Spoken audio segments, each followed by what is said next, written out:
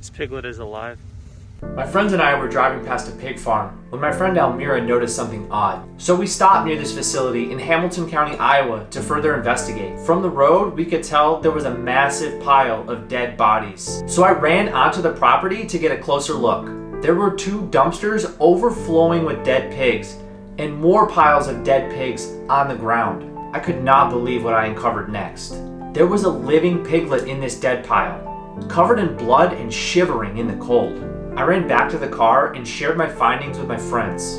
My friends Ellie and Kesia decided to head back to the pile and rescue the piglet. We rushed the piglet, who we named Charlie, to a veterinarian. Upon arrival, Charlie was placed under a blanket and vets used a hot air blower to warm him up. Lab tests determined that he was hypothermic, hypoxic, acidotic, and was severely dehydrated. He was then given an IV, wrapped in blankets, and placed in a styrofoam box. We got an update the next day that he was stable, eating, and even attempted to stand. Things were looking up, and we were hopeful that Charlie would pull through.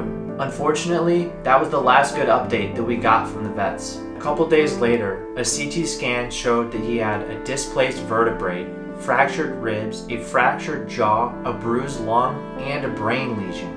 He also tested positive for a viral disease. We don't know what Charlie's life was like up until this point. He might have been placed in a CO2 gas chamber, he might have been thumped, or he might have just been left out in the cold to die. To the industry, these animals are seen as pieces of trash to be thrown in a pile in 0-degree weather. They only have value if profit can be derived from their dead bodies. To us, we see animals like Charlie as individuals worthy of protection and care. Even our rescue attempt, with the help of a team of expert veterinarians, wasn't enough.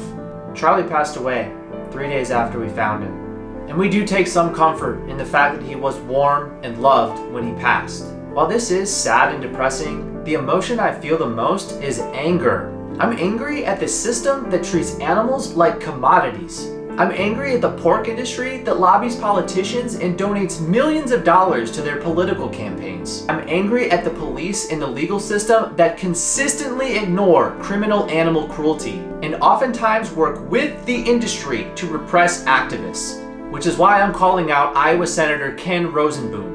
In 2021, Rosenboom sponsored Senate File 2413, an ag-gag law known as Food Operation Trespass, making it an aggravated misdemeanor with a potential for 2 years in prison for simply walking onto any animal ag facility. Ken Rosenboom also owns his own factory farm. This is footage from inside his operation. Another ag-gag bill, House File 775, unauthorized sampling, makes it illegal to obtain any bodily fluid, substance, or product from an agriculture animal. I'm also calling out the local authorities in Hamilton County, Iowa. I food operation trespassed at the Prestige Foods owned factory farm at 2894 190th Street, Williams, Iowa. My friends Kesia and Ellie food operation trespassed and unauthorized sampled at the same location. Bring on a prosecution. We would love to have an opportunity to overturn these ag-gag laws. We would love to have an opportunity to share Charlie's story in the court of law. Help us share Charlie's story by sharing this video.